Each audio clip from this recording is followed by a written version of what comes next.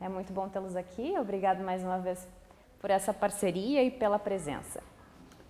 Bom, eu fico muito feliz porque alguns de vocês já estavam aqui quando nós conversamos sobre as relações conjugais, não é? E hoje nós vamos falar um bocadinho sobre as relações familiares. Mas é claro que muitos dos assuntos que nós vamos falar hoje, eles têm a ver com relações conjugais. Por quê? Porque na realidade nós vamos falar de relacionamento. E relacionamento tem áreas que sempre vão se enquadrar ou vão se unir em alguns aspectos importantes. Vocês já pararam para pensar que relacionamento familiar é uma coisa tão abrangente? Como é que eu poderia falar de tudo? Relacionamento familiar tem a ver com pai, tem a ver com filho, tem a ver com mãe, tem a ver com sogra, tem a ver com sobrinho, tem a ver com avó, tem a ver com avô. E não daria tempo e nem mesmo teríamos ideia de conseguir trabalhar todas essas questões, não é? Porque afinal são relacionamentos muito diferentes, não é? Há aquelas frases básicas, brincadeiras sobre sogra, há aquelas frases básicas sobre sobre a criação dos netos com a avó, não é? Há sempre muitos estigmas quando se fala de família. E é por isso que nós não vamos, de certa forma, assim, abranger especificamente, esmiuçar um em específico. Nós vamos falar de relacionamentos. E como vocês sabem, nós estamos aqui todos para aprender, inclusive eu. E é engraçado porque na semana passada uma senhora me abraçou e disse assim: muito obrigado por tudo que você disse. E eu falei assim, na realidade o que eu falo é para mim mesmo e todos os dias é um treino. Porque no assunto de hoje eu vou falar muito de mim e vocês vão perceber o porquê que eu escolhi falar sobre o que eu vou falar. Porque tem tudo a ver com a minha vida, tem tudo a ver com algumas coisas que eu fui descobrindo ao longo da minha adolescência que foram cruciais para o meu desenvolvimento e principalmente tem tudo a ver comigo hoje. A forma como eu estabeleço meus relacionamentos, a forma como eu estabeleço relacionamento com os familiares com quem eu trabalho, mesmo na universidade onde eu trabalho. Bom, eu sou a Evelyn, para alguns já sabem porque falei na semana passada, eu sou psicopedagoga, trabalho com dificuldade de aprendizagem ao longo da vida e por isso trabalho com muitas famílias. Eu também sou conselheira do luto, ou seja, não trabalho assim uma problemática tão linda da vida, não é? Trabalho muito com divórcio, trabalho muito com perdas, com morte e pronto. E nesse sentido, trabalho muito com famílias, com cônjuges, com filhos enlutados, com mães e pais enlutados. E é por isso que, de certa forma, me familiarizo, não é, com a temática das relações e dos relacionamentos.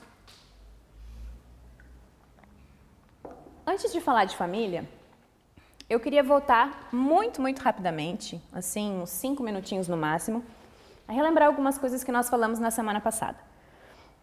Para quem não estava, não faz mal e não era assim obrigatório ter tido a presença na semana passada, mas nós falamos sobre alguns aspectos que constroem a relação conjugal.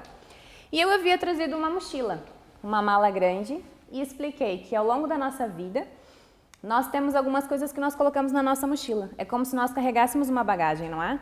São sonhos, são traumas, são decepções, são alegrias, não é? São aspectos genéticos, hereditários, são relações familiares, muitas coisas nós trazemos na nossa bagagem. E alguns têm a facilidade de abrir e mostrar a bagagem. Outros têm facilidade de perguntar o que vai na bagagem do outro. Mas nem todas as pessoas são assim. E nós vimos que na nossa bagagem, nós temos a necessidade de, quando temos um relacionamento, de conhecer a bagagem do outro, não é? Por mais que a gente tenha um relacionamento de muitos anos, um relacionamento duradouro, a gente nunca consegue conhecer a pessoa na totalidade. Mas se não há uma conversa, diálogo e comunicação, as coisas ainda ficam mais difíceis. Por isso nós falamos de cumplicidade, de parceria, de comunicação, compromisso, fidelidade, honestidade, intimidade, desejo sexual, conhecimento, admiração, amor, demonstrações. Isso foi o que nós falamos de relação conjugal. Mas olhando assim para esse círculo, se eu mudasse aqui a palavra família, relacionamento familiar, mudaria muita coisa? Sinceramente, mudaria muita coisa? Talvez tiraríamos a questão do desejo sexual quando falássemos dos filhos, não é? Ou dos outros parentes, mas no casal continuaria a mesma coisa. Pouco ou nada nós mudaríamos, porque as bases estariam aqui. Comunicação, conhecimento, admiração, compromisso e amor. Nós então falamos que é imprescindível para um relacionamento o quê? Conhecer, não é? E é por isso que dei o exemplo da bagagem, não é? Em que a gente abre e tenta ver o que é lá dentro, porque é realmente necessário conhecer o próximo. E conhecer o próximo perguntando ao próximo, não com aquilo que eu acho. Eu uso muito uma frase assim, que são os nossos achismos. A gente sempre acha, né? A gente sempre tem uma opinião sobre tudo. Ah, não, mas eu acho que é assim. Eu acho que ele quis dizer aquilo. Ou seja, a gente está tentando conhecer o próximo com o nosso achismo. E isso nem sempre dá muito certo. Além disso, quando a gente começa com os achismos dos outros, a gente vem para aquele problema do ponto de vista. Lembram da história que eu contei da velhinha que adorava falar das toalhas e dos lençóis da vizinha que estavam sujos? E um belo dia, sabe o que aconteceu? O marido foi lá e limpou as janelas da própria casa. E ela foi descobrir que, afinal, a vizinha que era porca, que era relaxada, que não sabia lavar lençol, a coitada não tinha problema nenhum. O problema era a janela da casa dela que estava suja. Ou seja, quando a gente começa com os nossos achismos, mesmo a parte de conhecer o outro fica complicada. Porque a gente parece que quer conhecer na nossa maneira. A gente quer admirar, não é? A gente quer procurar motivos para admirar, mas a gente não consegue. Por quê? A gente só vê aquilo que nos falta, aquilo que nos faz mal e a gente não consegue ver as coisas boas. E nós só conseguimos admirar quando nós conhecemos. E nós só conseguimos amar quando nós admiramos e quando nós temos uma verdadeira comunicação para que a gente possa então admirar e conhecer e assim amar.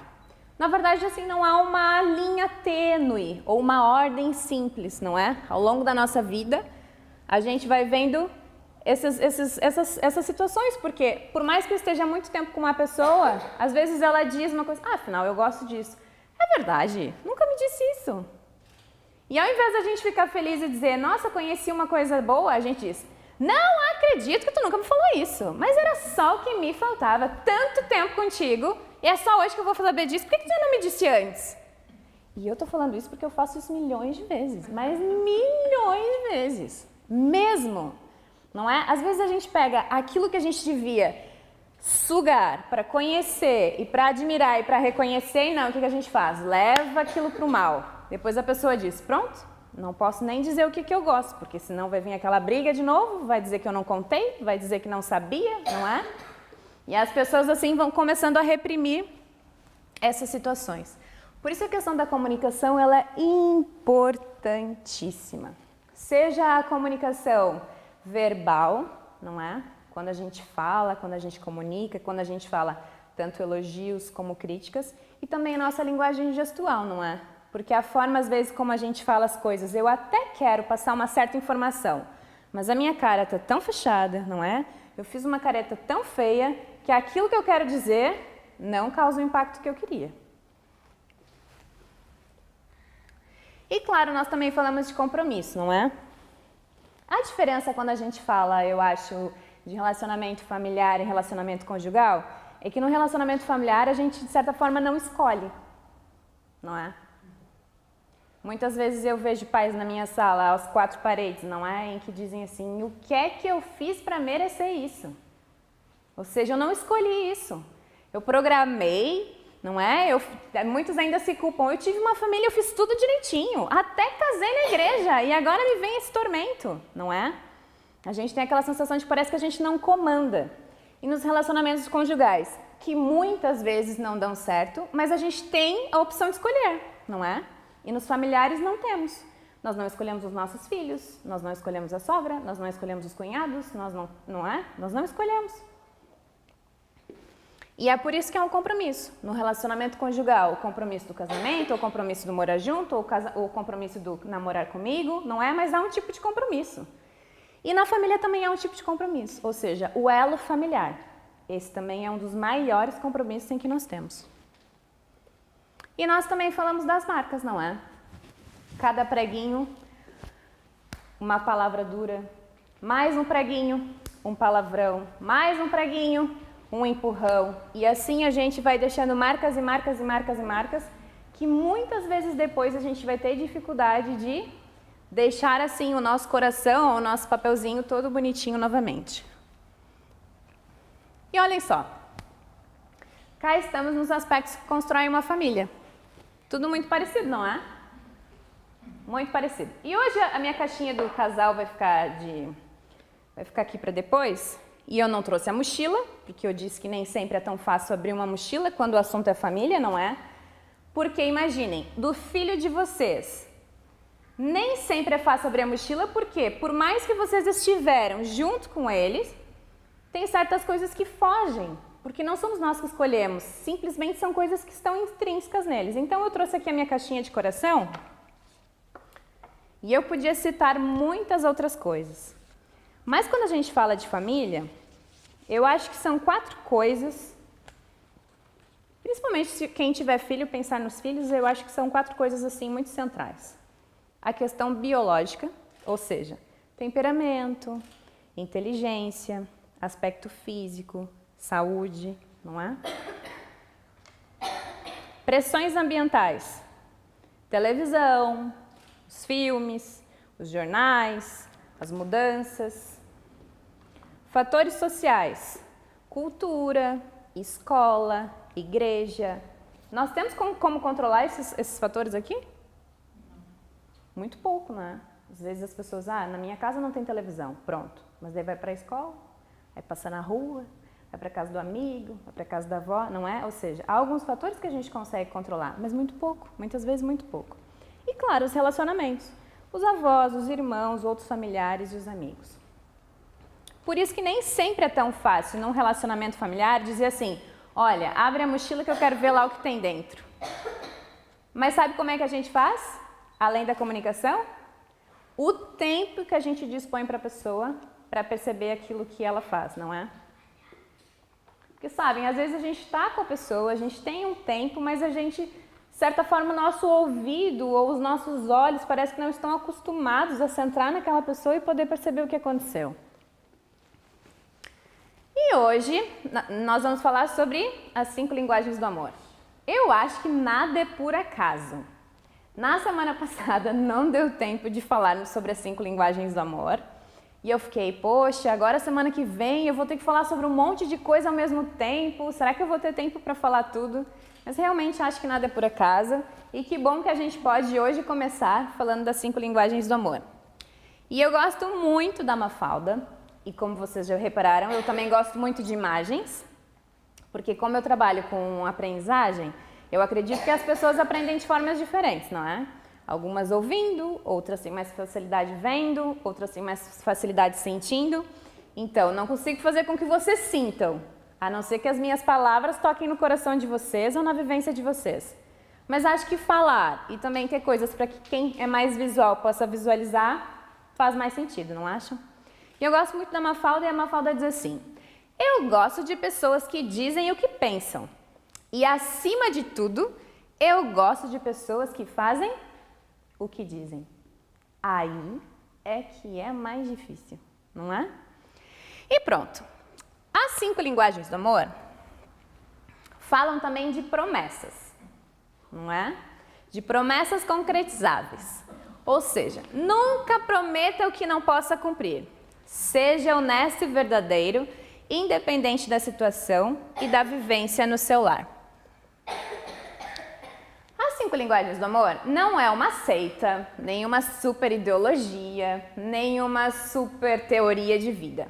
São coisas tão simples, mas tão simples, que um certo psiquiatra, que depois começou a trabalhar com terapia familiar, chamado Gary Chapman, ele é dos Estados Unidos, ele um dia, de tanto trabalhar com relacionamentos que não davam certo, ele começou a fazer um estudo para perceber o porquê que não davam certo. Ao invés de simplesmente fazer cálculos, não é? Que muitas vezes as pessoas fazem. Olha, não dá, tantos casaram, tantos se separaram. A intriga dele era perceber o porquê que não davam certo. E ele então chegou à conclusão de que existem muitas pessoas sedentas de amor, Ou seja, existem muitas pessoas que não se sentem amadas. Mas, por outro lado, ele percebeu nas consultas de terapia familiar que, na verdade, essas pessoas eram amadas, mas não se sentiam amadas. Estranho, não é? Você é amada, como é que não se sente amada? E foi aí que ele começou a pesquisar e começou a tentar entender, de acordo com o que as pessoas falavam, o que é que faltavam para que as pessoas se sentissem amadas. E foi aí que ele percebeu, assim, como num clique, e hoje o livro dele é um best-seller, já faz muito tempo que ele lançou, e ele tem 5 linguagens para crianças, 5 linguagens para casais, 5 linguagens no trabalho, já tem uma panóplia. Todos falando dessas coisinhas aqui tão simples. Palavras de afirmação, tempo de qualidade, presentes, atos de serviço e toque físico. Sabem, o Gary Chapman chegou a uma conclusão de que existem 5 formas de receber amor e 5 formas de demonstrar amor. Como se fossem grandes famílias de demonstração. E essas são as 5 principais. Você sabe que quando a gente aprende, quando a gente nasce, a gente tem uma língua nativa, né? Que a gente chama de língua mãe. E muitas vezes essa língua, ou na maioria das vezes essa língua, é aprendida por quem? Pela família, não é? Vocês podem ver, mesmo aquelas crianças que vão morar para o exterior, por exemplo, os portugueses imigram para a França. Por mais que a criança vá para a escola, quando ela chega em casa, ela fala o quê? Português. Ou seja, ela sempre vai ter mais facilidade a falar português, apesar de aprender o francês na escola, certo?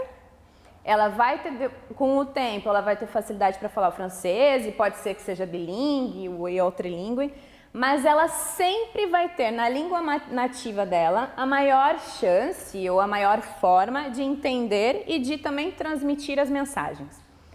Nas 5 linguagens do amor é mais ou menos isso. Quer dizer que nós somos criados pelos nossos pais ou por aqueles que exerceram os papéis dos nossos pais, não é? Seja uma instituição, sejam os avós, não é? Muitas vezes nós não fomos criados pelos nossos pais, por diversas circunstâncias, mas alguém exerceu essa função, não é? Alguém nos deu comida, alguém nos trocou as fraldas, alguém nos deu carinho, alguém nos protegeu, e é por isso que estamos aqui, todos vivos e salvos, uns com mais traumas e outros menos traumas, mas todos vivos e todos bem criados aqui, certo?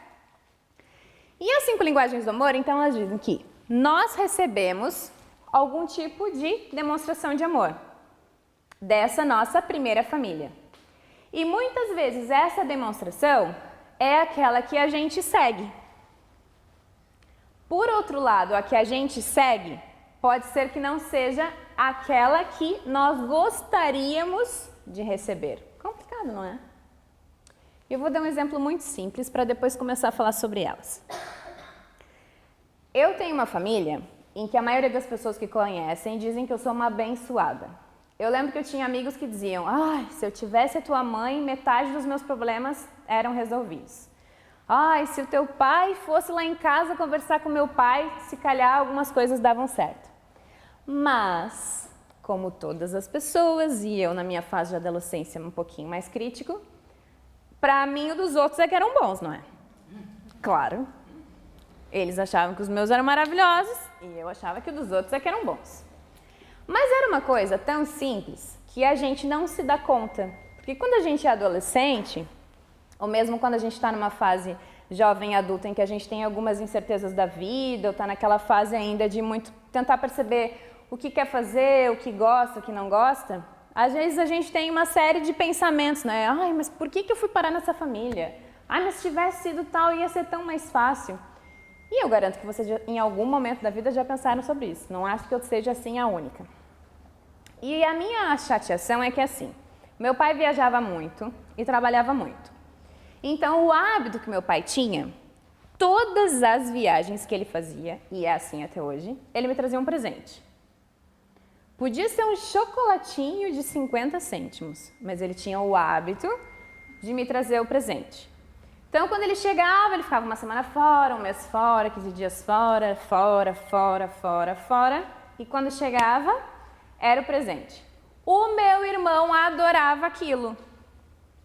Eu, claro, gostava, porque era o momento em que nós todos sentávamos no tapete, mas não era bem aquilo que eu queria, não é? Por outro lado, o meu pai, de certa forma, demonstrava amor ou demonstrava, olha, estive fora, mas pensei em ti. Só que isso, para mim, não vinha implícito, não é? Para mim, não vinha implícito essa mensagem.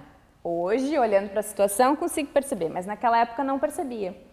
Por outro lado, eu tinha uma necessidade em que ele valorizasse as coisas que eu fazia bem. Então, eu tinha uma fase em que eu queria muito chamar atenção. Se eu tirava uma nota boa, eu passava o dia inteiro falando sobre aquilo. Se eu fazia tal coisa, eu passava o dia inteiro falando sobre aquilo. Mesmo as coisas más, eu passava o dia inteiro dizendo que eu ia fazer, para ver se pelo menos ele prestava atenção e tinha um momento para mim e dizia, olha, vamos conversar, não é bem assim. E tem uma coisa que me marcou, e me marca até hoje, só que hoje a gente já ri da situação, que é, pai, eu te amo. Aí ele olhava para o lado, nós também. Não conseguia olhar para mim e dizer, eu também. E nunca na vida ele tinha a iniciativa de dizer, te amo, olha, gosto que tu fez aquilo. Lá onde eu moro a gente não diz você, a gente diz tu, só que com a conjugação do você. Por isso vocês imaginam que às vezes eu falo tudo trocado. Lá eu digo, tu é isso, tu é aquilo. E o meu pai, então, ele não tinha essa facilidade. E eu lembro que uma vez, numa briga muito feia, por causa do meu pai com a minha mãe, na verdade não era briga porque a gente não brigava, a gente só conversava. E ela querendo me mostrar o quanto ele me amava, dizendo que ele tinha pagado a minha escola, ele tinha pago não sei o quê, ele ia pagar a minha faculdade. E eu olhei para ela assim, e o que é que eu tenho a ver com isso? Ou seja, para ela eu tinha que ser grata e tinha que me sentir amado porque ele tinha pago várias coisas. Eu não queria saber do que ele tinha pago, eu simplesmente queria que ele demonstrasse. Estão vendo qual é a confusão? Vocês como pais iam dizer, não, mas é uma prova de amor. Eu como filha digo, não era, porque não era isso que eu precisava. Compreendem a questão das linguagens do amor? Eu recebia um tipo de linguagem, mas não era a linguagem que eu precisava naquele momento. É por isso que hoje, enquanto a gente estiver conversando, eu queria que vocês pudessem refletir um pouquinho nos relacionamentos de vocês. Aquilo que vocês demonstram e aquilo que vocês recebem. E de que forma isso pode estar tendo um problema de comunicação pelo fator da linguagem. E é por isso que a gente tem que perceber qual é a linguagem dos outros, qual é a nossa linguagem, para que a gente possa se conhecer e para que as coisas deem mais certo. Agora, não é porque eu saiba, e já tenha dado essa palestra mais de uma vez, e já tenha lido o livro de mais de uma vez, que eu sou um exemplo de linguagem, não é? Quantas vezes eu já olhei para uma pessoa e disse, é tão fácil saber o que eu gosto, por que é que tu não acerta? Ou seja, eu estou usando aquilo que seria bom, ou seja, o fato de eu saber o que eu gosto e a linguagem que eu recebo, para uma coisa pejorativa, para cobrar da outra pessoa. Certo? Então vamos lá. Palavras de afirmação. Olha uma coisa tão simples. Filho, você é muito inteligente. Obrigado, pai. Na realidade, tudo que eu queria ouvir era em algum momento da minha vida uma frasezinha curta ou simples como essa. Os presentes podiam ter ficado lá pela viagem, não é? Mas coisas tão simples fariam uma diferença, por quê? Porque aquela era a minha linguagem, não é? A minha linguagem, de certa forma, eram palavras de afirmação. Mas nem eu compreendia e nem ele compreendia. E hoje, por isso que eu digo que as 5 linguagens do amor, quando eu li o livro, eu ri e eu chorei muito. Porque eu lembro de ter pensado, pronto, isso se calhar teria poupado muitos problemas. Por outro lado, poderia ser que eu não tivesse maturidade na época para ouvir aquilo e entender aquilo e colocar na prática, não é? As palavras de afirmação têm a ver com o tom de voz que nós usamos, o modo como usamos as palavras, porque os pedidos são bem diferentes das reclamações e das atitudes dominadoras, não é? Às vezes a gente assim, olha a diferença. Ai, tava com uma vontade de comer um bolo de chocolate? E aí a gente faz aquela cara de anjo, né? É bem diferente do que droga, desde que o nosso filho nasceu, tu não faz uma vez o bolo de chocolate. O pedido é o mesmo, não é? Não é o mesmo? No fundo das contas, eu quero bolo de chocolate a qualquer custo. Mas a forma como a gente fala tem muita diferença. E a forma como a gente afirma também tem muita diferença. Eu dizer assim, filho, parabéns, você tirou 18. Se precisar de alguma coisa, se tiver ainda alguma dificuldade, vamos alcançar o 20. É muito diferente de eu dizer assim, poxa, tu só estuda, não consegue tirar um 20? Não é? Isso eu estou dando exemplos, mas vocês podem pensar diariamente, como dona de casa, como esposo, como, não é, como cônjuge, como filha. Quantas vezes a gente ouve palavras que na realidade a pessoa até está tentando nos ajudar e nos afirmar, ou às vezes até nos motivar, mas a forma como comunica aquilo é que muitas vezes traz alguns, digamos, prejuízos. Os elogios são muito importantes para as pessoas que têm a questão das palavras de afirmação como a principal linguagem do amor. Vocês vão perceber que muitas vezes nós não temos só uma como principal. As pessoas às vezes têm até duas assim muito fortes. Claro que todas as formas de demonstração de amor são importantes, não é? Nenhuma delas a gente exclui. Como é bom ouvir um elogio, como é bom ganhar um presente, como é bom receber um abraço. Mas é sempre aquelas que são mais fortes. O que eu acho engraçado é que eu contei pra vocês que meu pai trazia muitos presentes e eu não dava muita bola porque não era aquilo que eu queria. Eu realmente queria que ele fosse mais presente e que, de certa forma, ele pudesse dar um elogio, falar uma palavra carinhosa. Adivinhem qual é a minha maior demonstração de amor atualmente? E ao longo da minha vida? Dar presentes. Tal e qual. Por quê? Fui criada com português, a minha principal língua materna é o português. Eu às vezes dou risada porque eu tenho essa mania de ir nos lugares e lembrar das pessoas e comprar miminhos. E depois eu fico muito brava quando as pessoas não acham que aquilo é o máximo. Poxa, eu lembrei, eu gastei dinheiro, eu estou demonstrando e a pessoa não dá a mínima. Ou seja, pronto para ela, ai que legal, obrigado. E eu fico lá, né? Porque para mim aquela foi a minha maior demonstração. E muitas vezes esqueço que para a pessoa talvez não fosse aquilo que ela quisesse receber, não é? Uma das coisas importantes também nas palavras escritas é que as palavras escritas têm o benefício de que elas podem ser lidas mais vezes. E vocês lembram que na semana passada eu dei várias vezes a sugestão de que escrevessem motivos, escrevessem na porta da geladeira, colocassem embaixo do travesseiro motivos de admiração, ou aquilo que gosta, ou aquilo que ama. Porque às vezes a gente recebe 3 motivinhos ou 3 palavrinhas e a gente guarda aquilo como nosso maior tesouro. Eu lembro que o ano passado, uma coisa muito simples, o meu cartão do banco tinha vencido e ele era brasileiro. E o meu pai foi enviar por correio. Quando eu abro o cartão do banco, tinha assim, um beijo, te amo. Eu chorei horas a fio com aquilo. E o engraçado é que era um papel de rascunho do trabalho dele. Mas aquilo foi uma preciosidade tão grande, ou seja, tantos anos de vida para ele enfim descobrir aquilo que me faria feliz e um simples gesto, não é? Num cartão de rascunho e eu tenho pendurado no meu painel em casa, muito simples. Um beijo, te amo.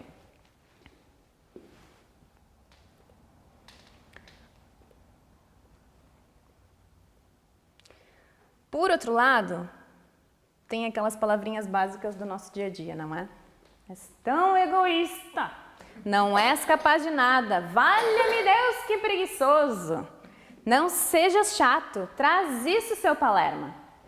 Tantas palavras que a gente podia usar diferente, não é? Mas na hora da impaciência, da correria do dia a dia, que a gente já está farto daquela situação, lá vão mais preguinhos, mais marcas. E para uma pessoa que tem como a principal linguagem do amor a questão das palavras de afirmação, isso é mesmo crucial. Isso dói na alma. Porque precisa ouvir alguma coisa. E quando ouve, é tudo pejorativo. Tempo de qualidade. Tempo de qualidade é uma das coisas mais difíceis. Porque a gente às vezes pensa que tempo é estar ali sentado, não é? Vocês podem estar aqui hoje sentados e pensando no trabalho, nas coisas que tem para fazer em casa, o que vão fazer de janta, naquele problema que tiveram com o filho antes de vir, na confusão que teve com o marido no final de semana. Ou seja, estão aqui Estão perdendo 1 hora do tempo, mas na realidade, recebendo mesmo muito pouco, não é? Por isso o tempo de qualidade ele é muito difícil de medir, porque ele não é quantidade de tempo, mas na realidade é a qualidade do tempo. E aí é o que diferencia essa linguagem do amor. O fato de simplesmente estar presente não conta, ou seja, a esposa pede, queria tanto que tu passasse mais tempo em casa. Pronto, o marido chega em casa, liga a TV, olha, tô em casa, não era o que tu pediu? Não é? Ou mesmo com os filhos. Os filhos pedem, mãe, brinca comigo? Ah, sim, sim, sim. Liga a televisão e ela fica lá sentada fazendo tricô, ou lendo, ou não é, trabalhando. E a criança olha, na realidade não era isso que eu pedi, não é? Não era o simples fato de estar em casa. É o simples fato de sentar, focalizar a atenção. Olho no olho, sentar, parar o que está a fazer, descer até a altura dos filhos, ou atividades que o cônjuge aprecia. Eu dei aqui o exemplo, que eu já tinha contado para vocês na semana passada, que no meu último ano do Brasil, nós tínhamos conseguido fazer o Dia da Família, que a gente sentava e todos nós saíamos para jantar. Eu sei que isso nem sempre é fácil, e por isso não é um modelo para que vocês levem para a vida de vocês, mas são exemplos que vocês podem adaptar em casa. Ou, por exemplo, o dia do outro. Essa semana, a mãe que escolhe o que a gente vai comer. Semana que vem é o filho mais velho. Semana que vem é o filho mais novo. Depois é a avó.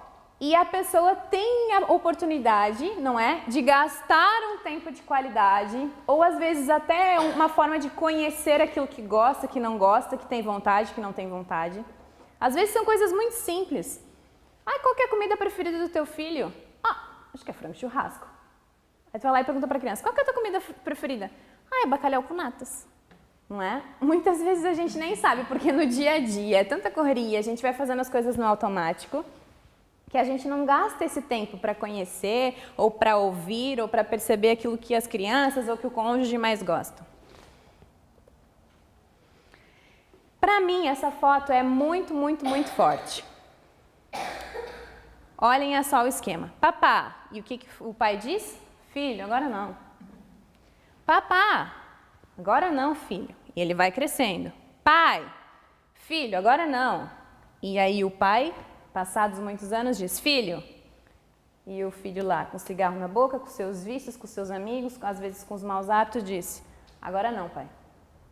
Ou seja, já passou muito tempo. Te pedi atenção tantas vezes, agora não, pai. Agora tu não é o foco da minha atenção. Por isso essa questão do gastar tempo, na realidade a gente ganha. Por isso tenham em atenção, quantidade não é qualidade. Por isso quando estiverem juntos, aproveitem ao máximo. Deem o melhor de si para que eles possam perceber que realmente são o foco da atenção, realmente são amados. Presentes. Os presentes são, na verdade, a linguagem mais fácil, não é? Porque há aquelas pessoas que não foram criadas com elogios ou não foram criadas com eu amo você, por isso que para dizer é tão difícil, não é? Às vezes tem uma história, mas eu não sei se é verdade, mas deve ser, que era um casal e eles já tinham tantos anos de casado e a esposa foi reclamar com o padre. Ai, padre, ele nunca disse que me ama. E o padre foi então falar com o marido, né? Mas então tu nunca disse que ama a tua esposa? Ah, disse sim, disse no dia do casamento. Se ela confiasse em mim, ela tinha ouvido até hoje. Ou seja, disse uma vez e a pessoa tem que acreditar que é até o final da vida, não é? Nem sempre as pessoas têm nem sempre foram criadas. E isso também não é uma desculpa dizer, olha, eu não fui criada assim, eu não tenho essa facilidade, eu tenho vergonha, não é? Às vezes algumas pessoas se colocam atrás daqueles medos e pronto, eu sou assim e não mudo. Não é? E a gente sabe que não é assim. A gente tem tantas oportunidades, o escrever é uma delas, o mandar um e-mail, mandar um SMS. E é por isso que o presente é mais fácil. Eu não preciso muito falar, não é? Eu não preciso usar muitas coisas e eu compro. Mas tem pessoas que gostam de ser mimadas com presentes. Por quê? É uma forma de dizer assim, olha, lembrei de ti. Vai dizer que não é tão fixe, mas tão fixe quando chega alguém e diz assim, olha, achei isso aqui a tua cara. A minha orientadora, nós temos a bênção de que ela é minha orientadora, mas ela já era minha amiga. Então, ela é viciada em canetas, mas muito viciada. Então, às vezes, ela vê algumas coisas diferentes e eu sou canhota. E esses dias ela chegou e disse assim: ai, lembrei de ti. E eu adoro quando ela vem com essa palavra. E era uma caneta para canhotos, algo que eu nunca tinha visto. Ou às vezes ela compra uns post-its lá todos diferentes, umas cadernetinhas, coisas simples de €1, 50 cêntimos, 20 cêntimos, mas eu adoro aquela palavra. Ai, achei a tua cara. Não é bom? Lembrei de ti. Parece que a pessoa fez um esforço, não é? Para saber como a gente é e para dizer que aquilo é importante. E é por isso que dizem que, ai, para a mulher é muito mais fácil dar presente. Não é por isso. É porque simplesmente nós temos a facilidade de termos a noção de que aquilo foi um gesto carinhoso, não é? Do que pelo simples valor do presente. Então, algumas coisas que a gente deve ter em conta nessas pessoas. Geralmente são aquelas pessoas que adoram surpresa, não é? Adoram surpresa no aniversário, adoram surpresa nos dias, nas datas especiais. É, como eu disse, é considerado uma linguagem mais fácil de aprender. Erroneamente, acredita-se que todo mundo gosta, não é? No meu caso, vocês viram claramente.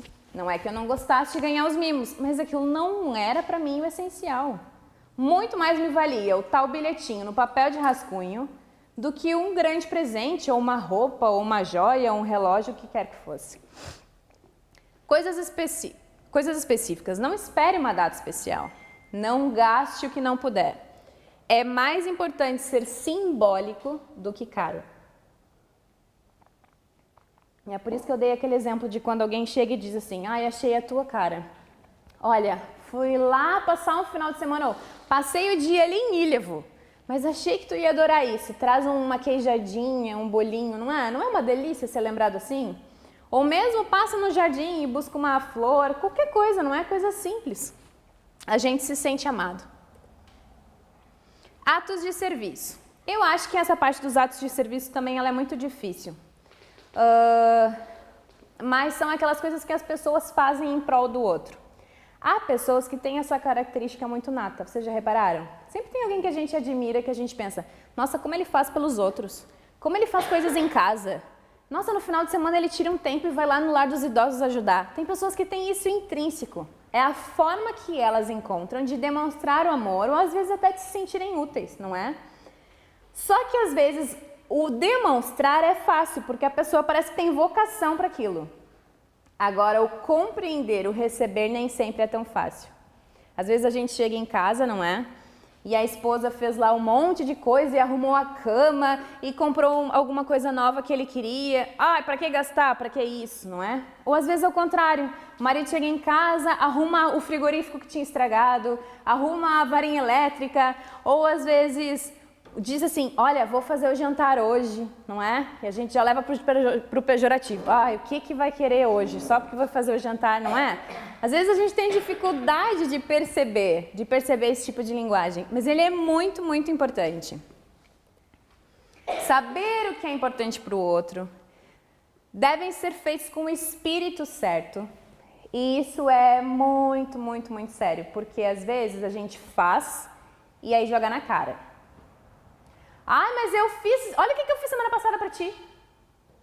Mas se eu estou cobrando, então será que foi feito com o espírito certo? Será que foi feito por amor, ou será que foi feito por boa vontade? Ou foi feito porque eu queria algo em troca? Não é? Eu já me peguei fazendo isso várias vezes. Às vezes a pessoa me pedia ajuda e eu fazia. Mas depois eu chegava para a menina que mora comigo e reclamava. Ai, olha fulana, que cara de pau, olha o que ela me pediu para fazer. E um dia a Rose disse assim: mas tu fez? Pois fiz. Então não reclama. Não é? É mesmo coisas para a gente pensar, de que forma que a gente leva essas boas ações ou essas demonstrações, não é? De uma forma realmente certa e pronta e genuína.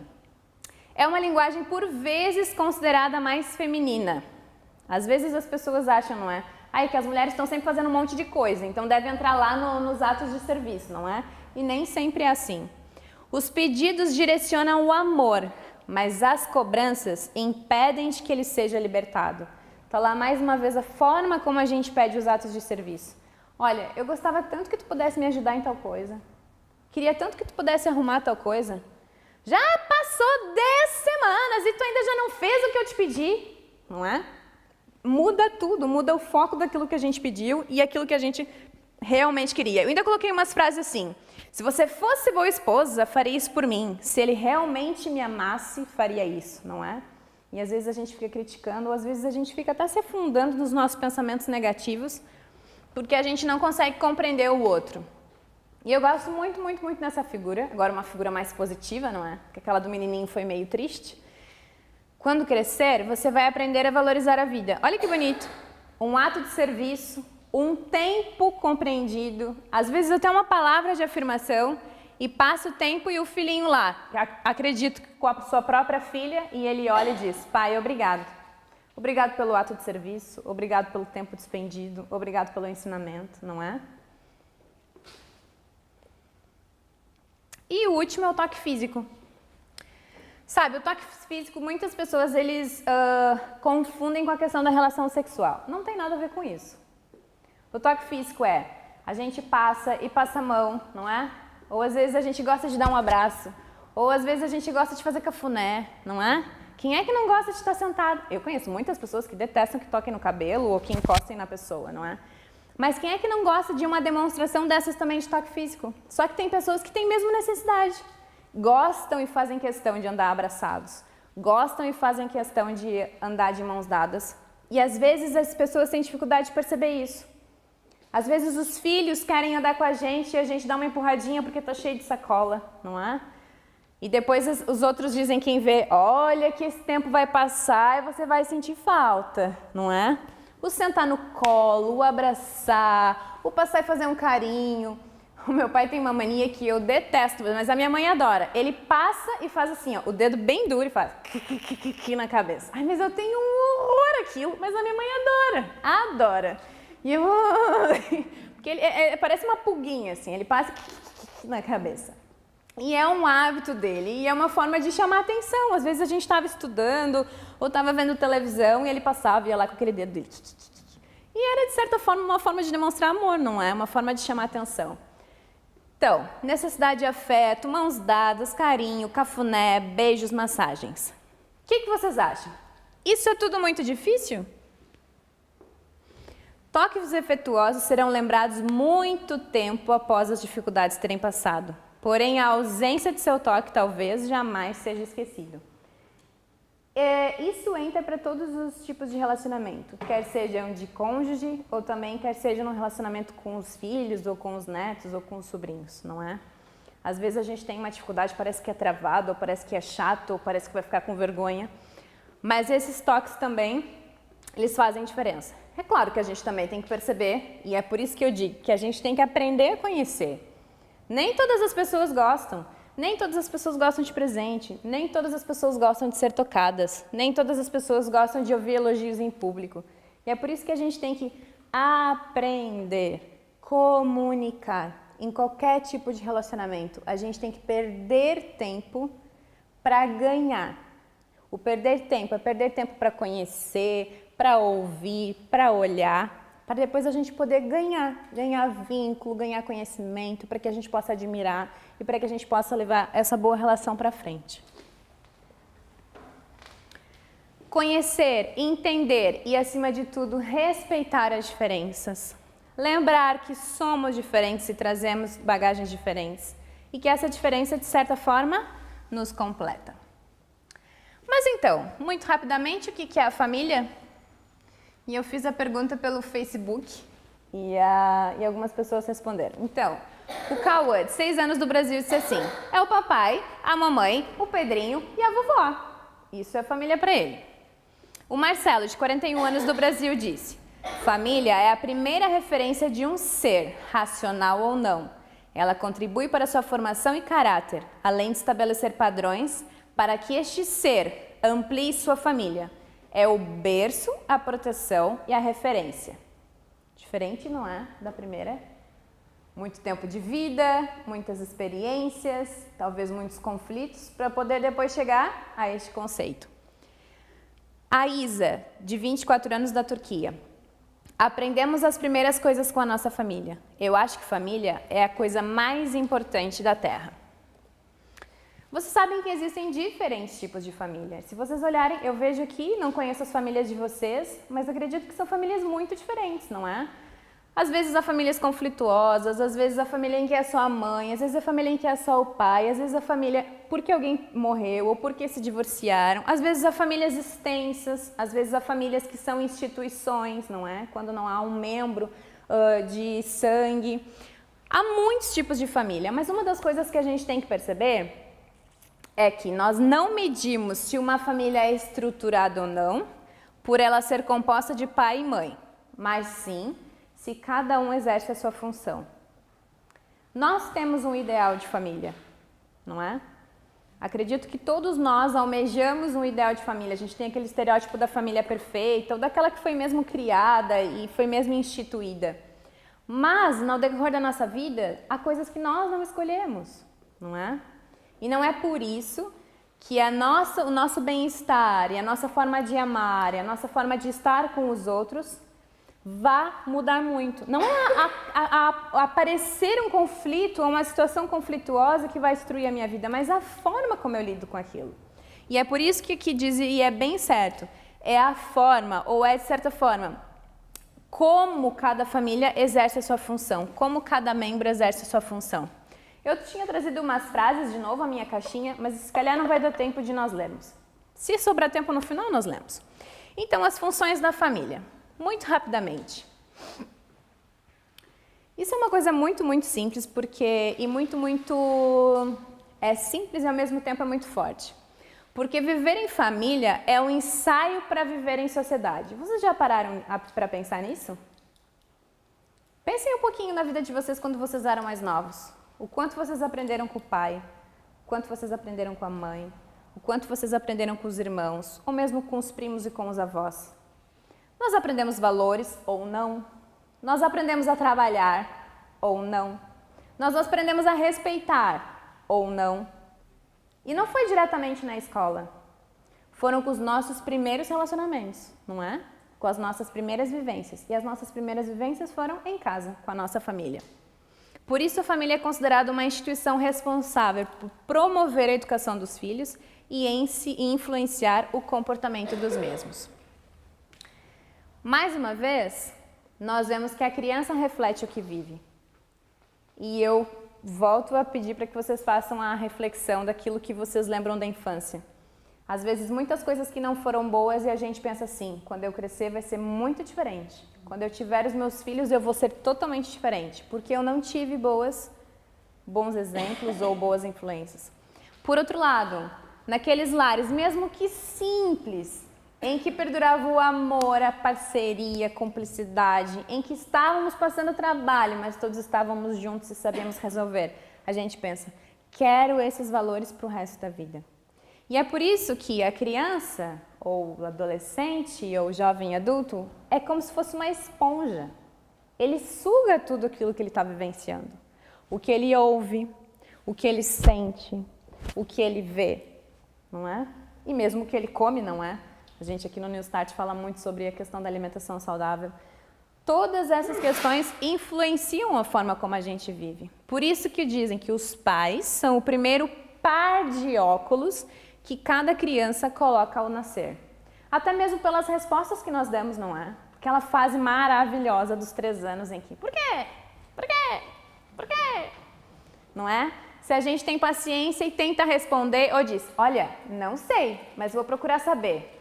Ou se a gente diz, já tô farto de te ouvir, não é? Isso também é uma forma de experienciar e de ver a vida. Ou seja, pronto, não posso ser muito curioso porque, pronto, as pessoas se irritam, não é? É na família que a criança aprende o amor concreto, principalmente nos primeiros anos de vida. Lembre daquilo que nós falamos também sobre as linguagens do amor. A forma como a gente demonstra, o que a gente diz, a forma como a gente faz, ou o que a gente, mesmo que a gente escuta em casa. A gente sabe que não existem famílias perfeitas e nem é isso que nós buscamos. Não existe um manual de instruções para dizer, olha, em tal caso faça isso, em outro caso faça aquilo, não é? Não há, e é por isso que é tão difícil. E a gente parece estar sempre comparando com a dos outros. Ai, mas a deles isso. Ai, mas nada dos outros tem avó para ajudar. Ai, mas aquele lá o marido ajuda mais, é muito mais fácil. E a gente está sempre procurando um modelo, não é? Tirem a família de vocês como modelo. E se vocês resolvessem, a partir de hoje, olha, Meu objetivo de vida vai ser que a minha família seja o modelo. O que vocês fariam diferente? Ao invés de procurar o modelo na dos outros, coloquem vocês como modelo. A minha família é como modelo, não é? Alguns acreditam em Deus ou leem a Bíblia e acreditam que aqueles são os modelos ótimos, são os melhores modelos a ser seguidos. Outros acreditam em outras coisas, ou acreditam em mitos ou coisas da sociedade. Qual é o modelo? O que vocês esperam como modelo, como exemplo na família de vocês? Ao invés de procurar fora, vamos procurar na nossa própria família. Qual vai ser o meu desafio? O que eu vou querer ser um exemplo para os outros, principalmente para os meus filhos, para os meus netos, para os meus vizinhos? Proporcionar segurança e aceitação pessoal, promovendo o desenvolvimento como indivíduo. Sabe qual é uma das coisas mais importantes para a aceitação pessoal? É ser amado. Se eu não sou amado, se eu não me sinto amado, o que acontece? Eu estou sempre insegura. Eu estou sempre buscando a aprovação de alguém. Não é assim? E é por isso que eu me submeto a palavras rudes. E é por isso que eu me submeto a gente que me trata super mal. Por quê? Porque eu tenho tanta desconfiança, eu sou tão ansiosa e eu às vezes tenho uma autoestima tão baixa que qualquer coisa me serve. Ou seja, eu não dou valor pessoal, eu não me dou o valor pessoal porque não me deram o valor pessoal e eu não consigo ser forte para isso. Ou seja, qualquer coisa basta. Gritou comigo, mas pronto, mas é que tem outras coisas que... Não é? E às vezes a gente está sempre justificando. E acreditem, isso é desde a infância. A forma como a gente faz isso também, como a gente recebeu e a forma como a gente dá, fazem muita diferença ao longo da vida. É na família que acontecem os nossos primeiros relacionamentos. A família deve também proporcionar um sentimento de utilidade e satisfação. Às vezes, quando a gente é criança, a gente tem o prazer de lavar louça, né? E a mãe lá, não vai molhar a cozinha, não vai sujar tal coisa. Ou seja, não há uma distribuição de tarefas, não há uma forma, olha filha, que bom que tu me ajudou. Obrigado por ter varrido a casa. Às vezes só vai lá, né, dar umas empurradinhas com a vassoura. Ou seja, é importante também que a pessoa se sinta útil e também que satisfaça aquilo que gosta de fazer, tenha o prazer de fazer isso, me sinto útil em fazer isso. A família também é impositora de autoridade e do sentimento do que é correto. Há uma frase muito simples que a gente diz, né? Que a vida não ensina com tanto amor, ela ensina com tanta dor. Mas parece que no começo a gente tenta encobrir, não é? Ai, mas coitadinho, não quero que ele sofra. Depois a vida vai trazer tantas coisas ruins e não é assim. Desde o começo, os nãos também são formas de amor. Crianças sem limites não são crianças que são mais amadas, não são crianças que os pais passam mais a mão na cabeça. Bem pelo contrário, o não é uma prova de amor. Eu não te deixo fazer isso porque eu gosto de ti e não quero que tu te magoe. Eu não quero que você vá naquele lugar porque não é o melhor para ti. E eu te amo tanto que eu não quero isso para ti. Mas a forma como a gente passa essa informação, muitas vezes é que traz tanto constrangimento. Mas acreditem, o não é uma das maiores formas de amor quando bem justificado. É dentro do âmbito familiar que a criança vive as suas primeiras frustrações, não é? E o coração de mãe, e o coração de pai, e o coração de avô, ou mesmo de tia dói, não é? O de madrinha, então, que parece que tem um açúcar ali em volta, dói tanto, mas é na família que realmente precisam que essas coisas aconteçam. O ambiente familiar é onde deve existir harmonia, amor, demonstrações de carinho, proteção e todo tipo de apoio necessário. Parece tão lindo dizer isso, não é? Mas não é verdade. Não é esse tipo de família que vocês idealizam para vocês? Mas aí vocês pensam, ai, mas é que ela não conhece a minha. Ah, porque ela não conhece meu cunhado. Porque ela nem imagina como é que é o meu filho. Eu não imagino, mas posso dizer, as nossas famílias praticamente têm coisas parecidas. Todas elas têm problemas, todas elas têm pessoas. E pessoas sempre acarretam problemas. Agora, a forma como a gente lida com esses problemas é o que faz o diferencial das famílias. Eu trouxe uma foto que eu gosto muito. Quem é que já viu esse filmezinho? Os Incríveis, a família é incrível. Mas acreditem que até mesmo uma família incrível tem muitos problemas, não é? Mesmo uma família que a gente vê como exemplo, que acha lindo, que gostaria que fosse igual, eles também têm muito problema. Mas a forma como eles lidam com esse problema, com parceria, com cumplicidade, com muita comunicação, é que fazem a diferença. E nós já vamos acabar, e eu só queria lembrar algumas coisas para que se tenham em consideração e que a gente vai embora daqui pensando. Lembrem que as famílias têm pessoas, e que as pessoas são diferentes e por isso causam muitos problemas. Mas também lembre que dentro das famílias há diferenças, e uma delas é muito simples. As diferenças entre homens e mulheres. E a gente às vezes faz muita piada, não é? E ouve muita piada de marido, de mulher e de homem, não sei o quê. Mas a gente tem que entender que realmente existem diferenças. E principalmente diferenças nas necessidades, não é?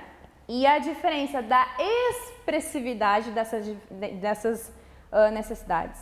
E quando vocês forem parar para pensar nas linguagens do amor, as linguagens do amor não têm sexo.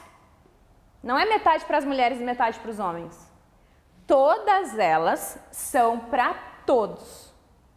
Por isso não dizem, é bem coisa de homem mesmo. Sim, existem coisas que são diferentes. A gente brinca com aquela teoria das caixinhas, né? A mulher abre 1000 caixinhas ao mesmo tempo, o homem uma de cada vez, fecha. Outra fecha. E a mulher consegue abrir um monte, organizar um monte. Nós temos esse lado. Por outro lado, os homens têm outras qualidades maravilhosas, conseguem ser mais metódicos para as coisas, quando fazem uma coisa, fazem muito bem feito, não é? Nós, às vezes, por estarmos fazendo tanta coisa ao mesmo tempo, damos uma batidinha em cada coisa. Ou seja, há diferenças que precisam ser respeitadas. São mesmo diferenças instituídas desde a nossa criação. Eu acho engraçado isso aqui, que a gente sempre pensa, né? Eu peço para ele guardar as coisas no frigorífico. Mas depois, quando eu vou ver o frigorífico, não estava como eu queria. Se eu tivesse feito no lugar dele, não teria feito daquela forma. Não é? A gente não tem essa mania de ficar pensando. Mas e aí? A pessoa vai lá, ajuda, gasta o tempo dela em prol, mas a gente quer sempre que os outros façam da forma como a gente queria. Ou seja, chega uma hora que a gente vê que, na realidade, um dia eu descobri que eu era injusta com o meu marido. Queria que ele pensasse como eu. Ou seja, a esposa queria que o marido pensasse como esposa e o marido queria que a esposa pensasse como marido. Não é complicado. E cadê o respeito pelas diferenças? Outra coisa muito simples e muito, muito, muito grave. Pais imperfeitos, procurem-se. A gente tem a tendência de comparar a nossa vida com a dos outros. A gente tem a tendência de comparar os nossos filhos com os dos outros. E nas nossas famílias não é diferente. A gente está sempre procurando um modelo de família perfeita, de pai perfeito, e a gente se coloca lá embaixo, sempre achando que falta alguma coisa. Sabe, as famílias, elas erram, sabe por quê? Porque elas tentam acertar. E é por isso que elas erram. A gente não erra de propósito. Eu garanto que vocês aqui não têm o prazer de fazer as coisas erradas. A gente erra tentando acertar. E é por isso que é normal ser um pai imperfeito. É normal ser uma esposa imperfeita. É normal ser um marido imperfeito. Mas eu não me acomodo na minha imperfeição. Eu busco coisas melhores. Eu busco coisas melhores em prol dos outros. Por isso, cuidem com o julgamento de vocês mesmos. Não só da comparação com os outros, mas de vocês mesmos. Sabem aquele exercício da admiração, de achar os 3 motivos para o filho, de achar as 5 coisas que gostam no cônjuge? Façam de vocês mesmos. O que é aquilo que eu gosto? O que é aquilo que os outros olham em mim e realmente admiram? No que eu sou boa? O que eu fui boa enquanto mãe? O que eu sou boa enquanto avó? O que eu sou boa enquanto sobrinha? O que eu sou boa enquanto filha? Às vezes a gente também precisa perceber que na nossa imperfeição nós temos muitas qualidades e muitos adjetivos. Antes de casar, tinha 6 teorias sobre educação de filhos. Agora tenho 6 filhos e nenhuma teoria.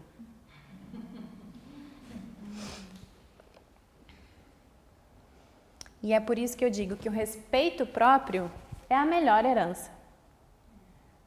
O respeito do outro com a gente e o nosso próprio respeito, o nosso próprio autoconhecimento e o nosso amor próprio. A forma como a gente se enxerga.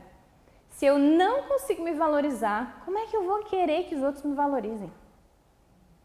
Cheguem em casa hoje antes de dormir e pensem, o que é aquilo que eu realmente me considero valoroso? Onde estão os meus óculos, os meus binóculos que voltam para mim mesmo e eu consigo perceber que eu tenho qualidades enquanto mãe, tenho qualidades enquanto filha, tenho qualidades enquanto esposa, tenho qualidades enquanto tia. ou muitos papéis em que a gente desenvolve na família. E eu peguei esse slide da semana passada. Aquela alternativa que é sempre certa e duradoura. Quando as coisas não estiverem bem, se há alguma pecinha para encaixar na nossa família, custa, mas peçam perdão e perdoem. Não é fácil, mas sabem, é muito bom investir em carros, é muito bom investir em imóveis, viagens e por aí adiante.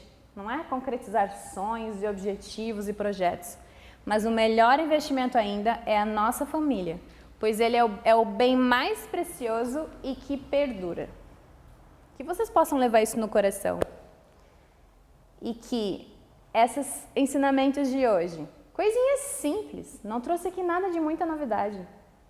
Coisas que vocês sabem, coisas que eu faço, mas que de certa forma é muito difícil fazer no dia a dia, não é? Há muitas coisas acontecendo ao mesmo tempo.